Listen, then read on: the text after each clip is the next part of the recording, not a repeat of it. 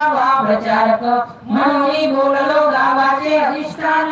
प्रथम पाहिजे प्रचारक महान, जी जी असेल ती उणीव भरवून काढावया गावाची। सारांश प्रचारक जागावी, तेथे दुसरी कधीच जाणावी। जनामना पाशाला नाचती आनंदाने, ऐसे प्रचारक निवडा गावी। मग गाव नांदेल वैभवी, सेवा मंडळे स्थापुनी द्यावी सेवेसाठी। ऐसे गाव ज्यांनी केले, त्याची कीर्तिवंत होती भले। म्हणून पाहिजे आरंभिले प्रचार कार्य, त्यासाठी पुन्हा पुन्हा बोललो। प्रचारक करावयासी लागलो, प्रचारका करवी झालो दास सर्व लोकांचा। निश्चय ग्राम निर्मावया, प्रचारक हाची मुख्य पाया। ग्रामगीता ही याच कार्य, निर्माण केली तुकड्या म्हणे। इति श्री ग्रामगीता ग्रंथ, गुरुशास्त्र स्वानुभव संमत। अखिला प्रचार महिमा एक, 8वा अध्याय संपूर्ण। सद्गुरुनाथ महाराज की जय। सर्वांनी नाम जपास करावी सुरुवात। राम कृष्ण हरी जय जय राम कृष्ण हरी जय जय राम कृष्ण हरी जय जय राम कृष्ण हरी जय जय राम कृष्ण हरी जय जय राम कृष्ण हरी जय जय राम कृष्ण हरी जय जय राम कृष्ण हरी जय जय राम कृष्ण हरी जय जय राम कृष्ण हरी जय जय राम कृष्ण हरी जय जय राम कृष्ण हरि जय जय राम कृष्ण हरि जय जय राम कृष्ण हरि जय जय राम कृष्ण हरि जय जय राम कृष्ण हरि जय जय राम कृष्ण हरि जय जय राम कृष्ण हरि। सद्गुरुनाथ महाराज की जय।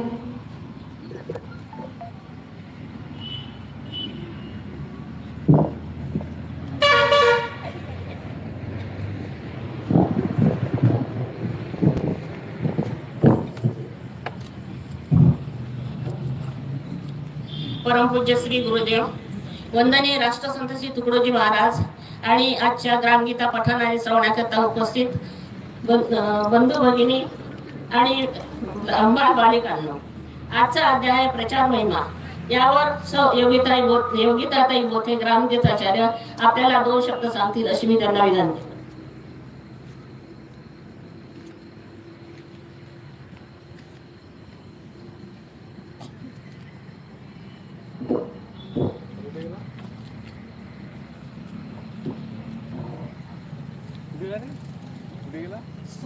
सकळो मानवता राष्ट्रधर्म असे मानवतेचे महान पुजारी, ग्रामगीतेचे जनक, सहस्र पैलू व्यक्तिमत्वाचे धनी, माय मंजुळीचे लेख, वंदनीय राष्ट्रसंत श्री तुकडोजी महाराज यांच्या समाधीला प्रथम मी नतमस्तक होते।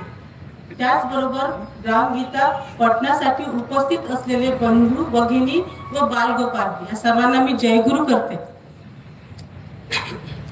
ग्रामगीता नवे पारायणासी, वाचता वाट देईल जनासी, समूह बदले जीवनासी, मनी घेता अर्थ तिचा। ग्रामगीता वाचुनी करता चिंतन, त्यासी होई आत्मध्यान, दिव्य दृष्टीची संत पुन कडे त्यासी आचरता। आजचा आपला अध्यायी हा प्रचारकाचे आचरण सांगणारा हाच आहे। प्रस्तुत अध्यायामध्ये वंदनीय राष्ट्रसंतांनी सुरुवात ही गौतम बुद्धाच्या मुखपृष्ठाने केलेली आहे। हाती न घेता तलवार बुद्ध राज्य करी जगावर, यासी एकची कारण प्रचार प्रभावशाली। कोणतंही शस्त्र हाती न घेता बुद्धांनी सर्व जग बुद्ध प्रवर्तक केलं, हे गौतम बुद्ध। प्रस्तुत अध्यायामध्ये वंदनीय राष्ट्रसंतांनी वंदनीय राष्ट्रसंतांनी प्रचाराची नीतिरीती हे मोठ्या सुरेख शब्दात मांडलेली आहे। शासन हा दंडुक्याने, कायदा हा दंडनीतीचा बगडा दाखवून सांगतो, तर संत सज्जन हे प्रेमाने जवळ घेऊन सांगतात। लोक दमनापेक्षा नमनाला म्हणजे स्नेह प्रेमाला समोर जातात हा आपला इतिहास आहे। संतांचा तो अमर प्रचार अजूनही लोकमनावर राज्य चालवी निरंतर लाखो जीवा उद्धारण्या। आपला इतिहास पाहिला तर असं लक्षात येते की अनेक कायदे अनेक राजे राजवाडे होऊन गेले, त्यांनी संतांचे त्यांचे दरबार भरले, त्यांनी कायदे केले, परंतु ते काही काळापर्यंतच राहिले, काही काळात ते नष्ट झाले। परंतु संतांचा दरबार हा अखंड आहे, कारण तो लोक उद्धारासाठी आहे। एक विचारही असा आहे की मानवाला जीवन जगण्यासाठी 3 गोष्टी आवश्यक असतात उत्तम जीवन जगण्यासाठी। त्या कोणत्या? तर अन्न, पाणी आणि सुविचार।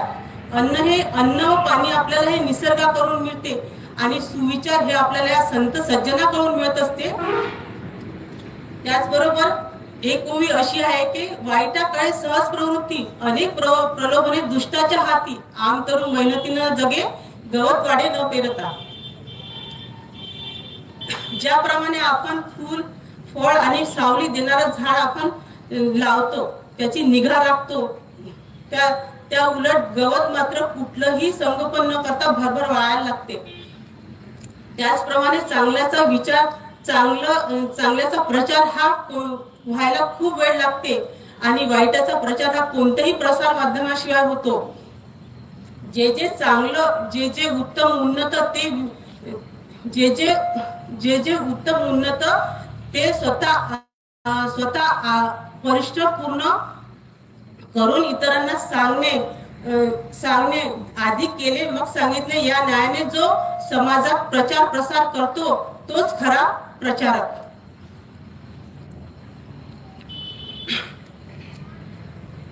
प्रचारकात कोणते गुण असावेत? तर प्रचारकात पहिला गुण म्हणजे तो त्याचा समाजाला त्याने मातेप्रमाणे म्हणजे आईप्रमाणे पाहिलं पाहिजे।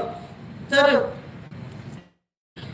जोवर अंतकरण नाही गुंतले तोवर प्रचार वरवर चाले, यासाठी प्रचारकाचे जीवनची रंगले पाहिजे। आधी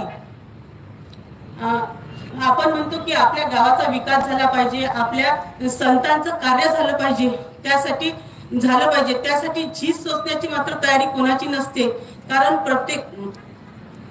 झीज सोसण्याची तयारी कोणाचीच नसते। प्रत्येकाला वाटते की तो करेल मी करणार नाही, आणि त्यासाठी काही नियम असतात नैतिकतेचे, कर्तव्यनिष्ठेचे आणि माणुसकीचे, ते नियम पाळायचे असतात। परंतु मी ते पाळणार नाही, इतरांनी ते पाळावे। वंदनीय राष्ट्रसंतांना अभिप्रेत असलेला प्रचारक या ठिकाणीच सर्जिकल स्ट्राईक करतो। जे नियम इतरांनी पाळावे त्याची सुरुवात स्वतःपासून करावी लागते। प्रचारकाला आपल्या आचरणातून त्या गोष्टी शिकवाव्या लागतात, त्यासाठी प्रचारकात काही गुण असणे गरजेचे आहे। वंदनीय राष्ट्रसंत म्हणतात की तो असावा सत्य प्रचारक, ज्याची प्रेम, सरळ, नम्र भाव असलेला, माणुसकी असलेला असा प्रचारक। जगद्गुरु तुकोबराय म्हणतात की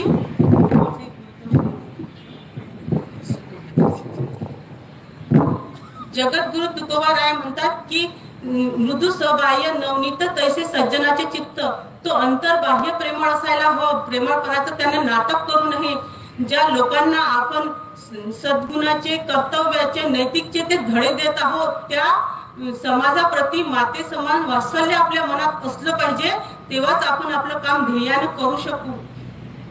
हे सांगताना पुढे एक उदाहरण देताना म्हणतात की आई जशी आपल्या मुलावर पराकोटीचे प्रेम करते आणि तिची प्रत्येक कृती त्या मुलाबद्दलची ते त्याच्या हिताची असते, समय प्रसंगी ते त्याला रागवते, परंतु ते सर्व प्रेमापोटी असते, तसंच समाजाप्रतीही प्रचारकाचं प्रेम असलं पाहिजे, तरच तो त्याच्या साध्याकडे जाऊ शकते, असं या ठिकाणी वंदनीय राष्ट्रसंत म्हणतात। दुसरी कसोटी सांगताना असे म्हणता येईल की प्रचारकात संघटन कौशल्य असायला हवं। एक चाणक्याचा श्लोक आहे, बहुना चैव सत्वना समवाय रिपुजा वर्षाधारा धरो मेघसूत निवार्यते। चाणक्य म्हणतो की एखाद्या बलाढ्य शत्रू विरुद्ध एक व्यक्ती लढू शकत नाही, ते संघटन करून आपण त्या शत्रू विरुद्ध लढू शकतो, विजय मिळवू शकतो। तसेच एक गवताचं पातळ जे शूद्र असतं त्याचं त्या पावसापुढे काय निभावं लागणार, परंतु त्या गवताचं पुष्कळ गवताचं एक छत झोपडीचं करून त्या छतावर ते गवत टाकलं तर त्यातून पाणी गळणार नाही, असं संघटनेचं आहे.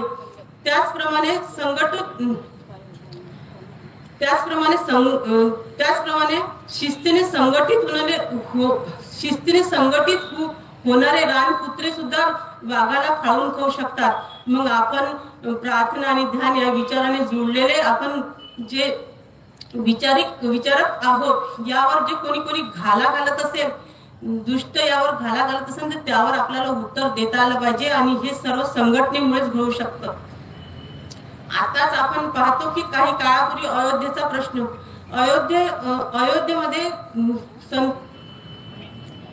अयोध्येचा प्रश्न सांगता येते की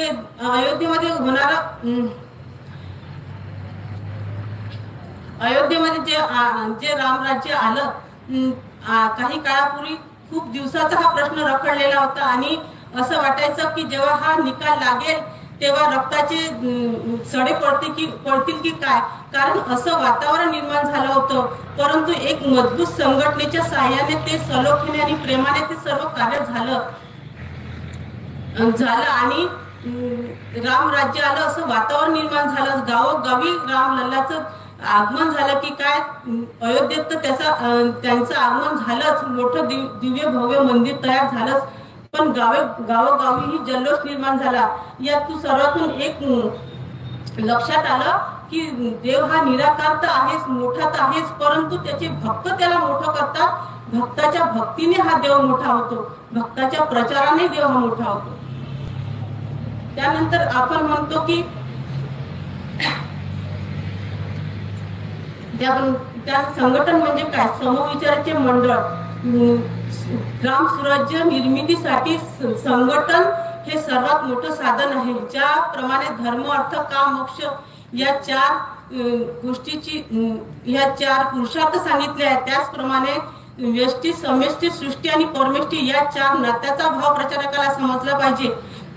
व्यष्टी म्हणजे व्यक्ती जो सद्गुणी सद्वर्तनी कष्टी असलेला असा व्यक्ती, आणि समष्टी म्हणजे त्याच्या समाजाबरोबरचे असलेले नाते. जोपर्यंत त्या व्यक्तीचे समाजाबरोबरचे नाते जुळणार नाही तोपर्यंत तो एकटा व्यक्ती काहीच करू शकत नाही. रहदारीचे नियम एकट्याने पाडल्याने अपघात थांबता येणार नाही. त्याचप्रमाणे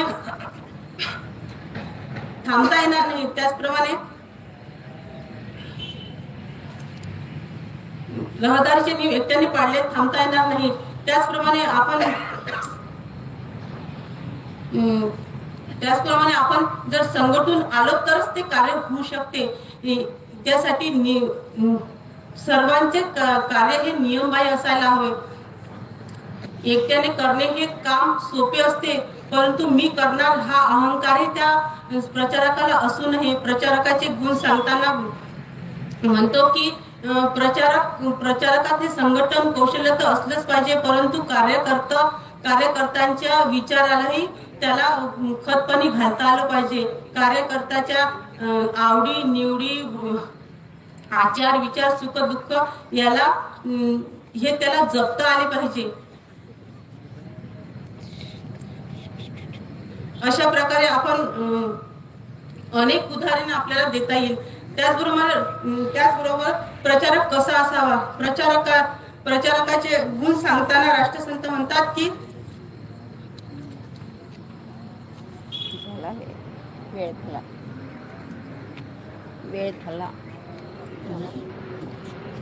लाखों गुरु है जगत में, एक भी नहीं काम का, सब स्वार्थ के सहारे, डंका बजाए नाम का, विश्वास का गुरु एक है, बाकी नहीं कुछ ध्यान दे, जो खास की पहचान दे, ऐसे गुरु पर जान दे. आपण पाहतो की समाजात गुरुचं पेव निर्माण झालाय. गुरु कोणाला करावं हे भान आज आपल्याला असला पाहिजे. वंदनीय राष्ट्रसंतांनी संतत्व प्राप्त करण्यासाठी कधीच चमत्काराचा आधार घेतला नाही. जे कमावलं ते आधार घेतला नाही. मनुष्य आपल्या इच्छाशक्तीच्या जोरावर, कर्तव्याच्या जोरावर आणि क्रियाशीलतेच्या जोरावर कसं आपल्या जीवनाचं सार्थक करू शकते हे सांगण्यातच त्यांना आपलं सारं जीवन खच्ची घातलं. आणि जे कमावलं ते जे कमाला ते राष्ट्रासाठी खर्च केलं, म्हणून की काय या महासमाधीला, गुरुकुंजाच्या या महासमाधीला नतमस्तक व्हायला दरवर्षी लाखो करोडो लोक येतात आणि हेच आपलं भाग्य आहे की आपण या गुरुकुंजाचा एक भाग आहोत. त्याचप्रमाणे वंदनीय राष्ट्रसंतांचा अर्थसंदेशही हाच होता की माझं हे साहित्य लाखो करोडो मुखी जाऊ द्या. त्या संदेशाला आपण हाक देऊन हे साहित्य लाखो करोडो मुखी पाठवलं पाहिजे, हेच आपलं या ठिकाणी कर्तव्य आहे. एवढं बोलून थांबते. त्याचप्रमाणे मला इथे बोलण्याची संधी दिली असे आमचे बंधू उद्धव दादा आणि दळवी दादा यांचे मी आभार मानते. धन्यवाद.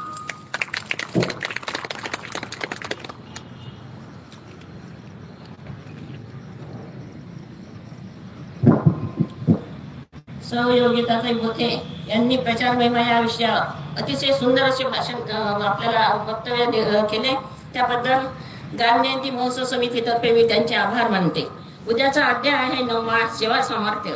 यावर सौ रत्नाताई येनोरकर, ग्रामगीताचार्य व सभापती भावनाताई सोंबाडे यांनी वेळेवर उपस्थित राहावे. आरती करता सर्वांनी उभे राहा. हा, उद्याला दोघी असल्यामुळे 5-5 मिनिटं बोलावं लागेल.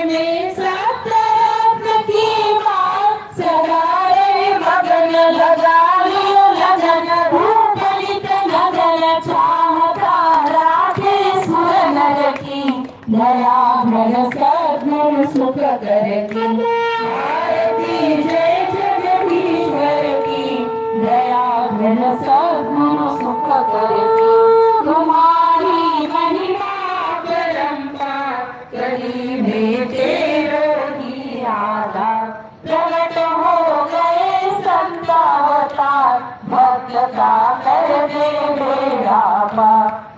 नाम जो भजे तुम्हारा या जन्म नहीं आवे बारंबार।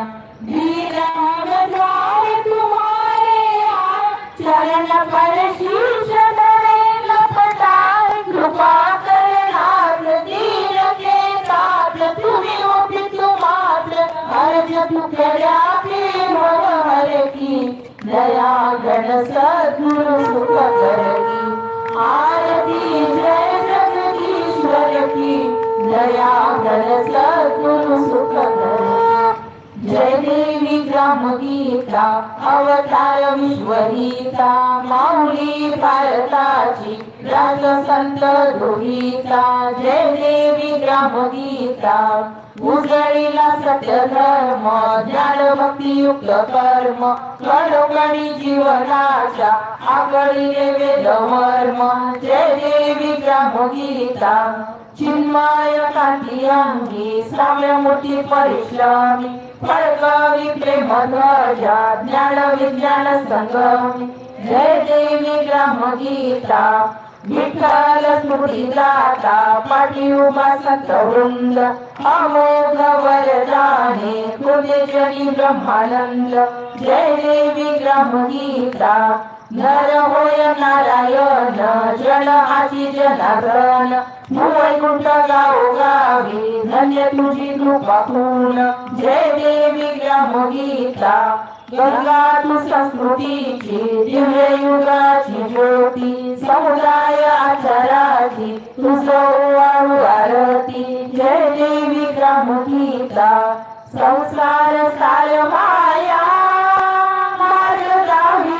अम्मा सद्भावे शरणागत गुरुदास सुदामा जय देवी ग्राम गीता अवतार विश्वगीता माऊली भारताची राष्ट्रसंत दुहिता जय देवी ग्राम गीता गौरम करुणावतारम संसार सारम मुष्टिग्रहारम सदा वसंतम हृदयारविंदे भवं भवानी चैतन्यमामि मंदालमाला भूतकालकाय कपालमाला शिवशंकराय दिव्यांबराय च दिगंबराय नमः शिवाय च नमः शिवाय कसोटी समशाकजलं सिंधुपात्रे सुरतरोषाभाले फणिपत्रमुर्वी दितिगिरिद्वा शारदा सर्वकालं सर्वमानामेशपालं मयाते यात्रे पुष्पं तुलसी पंचमाला या पंचमाला सजा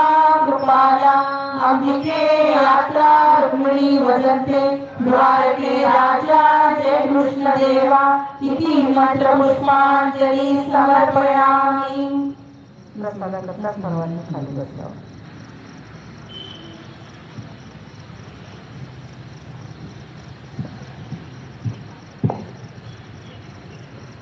आदो नित्य रूपा सदा स्मरणीया वृत्ती स्थिरा वेमनी नढळे चित्रकला दया